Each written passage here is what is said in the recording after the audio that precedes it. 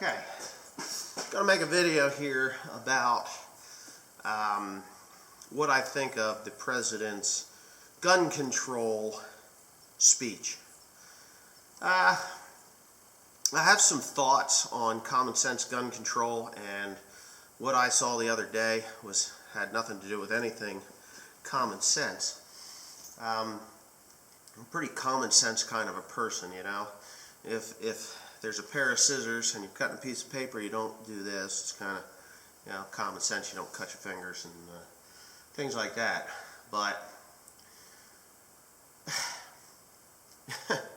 I've had some experiences, and I know some people, and the approach that they're taking with the mental illness and things like that. Mental illness, you can hide that pretty easy from what I understand, and some of the experiences that I've had with people that I know for many, many years, and they claim to have mental illness, or they actually have mental illness. I don't know. But I can tell you that a situation that, you know, can arise where a perfectly sane person like myself can be knocked off track, let's say, you know. Now, I've got guns, legally purchased firearms, and yes, in the great state of New Jersey, you can purchase firearms. You have to acquire a thing that looks like this, and on the back it has your signature and a thumbprint, because you have to get fingerprinted in order to buy a firearm in the state of New Jersey. That is called your firearms purchaser identification card. That gives me the right. It gives me a background check for one thing. You know, fingerprints to see if I'm a criminal. And I've had this thing since I was about 20 years old.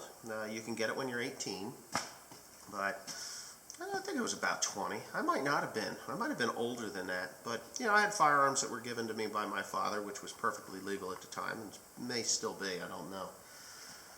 But anyways, what I'm saying is, you can get a firearm, whether you have a background check or not, and say you're married for, say, 10 years, and you find out that your wife is cheating on you with somebody, and your whole entire life gets turned upside down. You get, you know, the person that you thought you were married to is no longer that person, and they just want to destroy everything that you have worked so hard together to build. And yes, you may be asking, is this from personal experience? Yes, it is. I can honestly say that there was a small period of time when I was not thinking clearly. Like, I can't say it was mental illness, but I was thinking thoughts that I shouldn't be thinking. Now, this is years and years and years ago, and I've came to terms with what my ex-wife has done. And, you know, the best revenge on somebody like that is to do well, you know. And I wouldn't say even revenge. Don't do well and rub their face in it. Just do well. You know, if you do well, they see you doing well, and then they're going to be like, oh, wow, maybe I fucked up. Which is, you know, basically what I have achieved through the last 12 years of my divorce. But what I'm getting at is the president wants to make background checks more and more and more, you know, harder, more rigorous, so that, you know, he thinks that it's going to prevent crime some way. Well, it's not going to matter, because mental illness or mental instability can happen through drugs. Yes, drugs. And I'm not talking about street drugs. I'm talking about prescription drugs. And you may want to know why I know anything about this. Well, the reason being is my ex-wife took a weight loss drug, which caused her mental state to go a little flip-floppy, and that's why I'm divorced. It was on the warning labels to the medication that it would increase libido, promiscuity, and all this crazy stuff that I didn't know about. But anyways, long story short, she took my .243 and was going to kill me with it. That barrel was right at me. Fortunately enough, I was not harmed in the incident with the gun. I took a good shot to the jaw with her fist, and I think pretty close to my nuts with her leg when she kicked me, and she did try to kill me with the firearm, but, you know, she's a woman, so she didn't get in trouble. The other thing is, when it comes to common sense, I'm just going to give you a couple of common sense things. We have the Second Amendment right, where we have the right to keep and bear arms. correct. It is our God-given right. It is our right as Americans to do so. The thing that the government doesn't have is the right to take our firearms away. Criminals are going to get guns no matter what.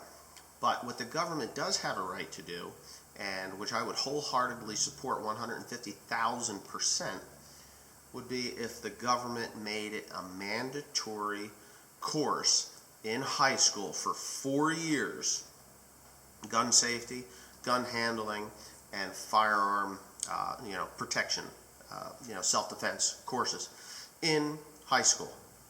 Because let's face it, those are the years where the kids are all playing video games, then their minds are developing, they're the most fragile.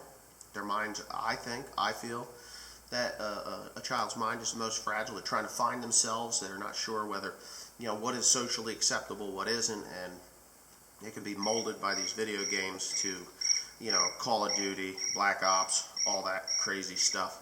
So, if in those 4 years they learn firearm safety, handling, and self-defense with a firearm in school, the government can do that, and I would support that. That's common sense. But anyway, I'm too much of a common sense kind of guy. And let's, on a parting note, when you saw the president do this and this, that's when the tears started to flow. Now, I'm not saying he did this. Yes, I am. Looked to me like he had something on his hand, whether it was a lotion or, all it takes is a little bit of Bengay, and you'll be tearing up like a crazy man. So we'll go and watch the video. Tell me what you think of the speech and when he started to bawl like a little baby over some children that he had no personal ties to. I can talk about my sister, whom I was very close with. She's buried right down there, and I don't tear up anymore, and that was a little over a year ago that she passed away. And we're talking about 14 kids or however many kids were killed at Sandy Hook, and this guy's tearing up like they were his own children that were brutally raped and murdered yesterday. Anyways, thanks for watching. Please comment, rate, and subscribe.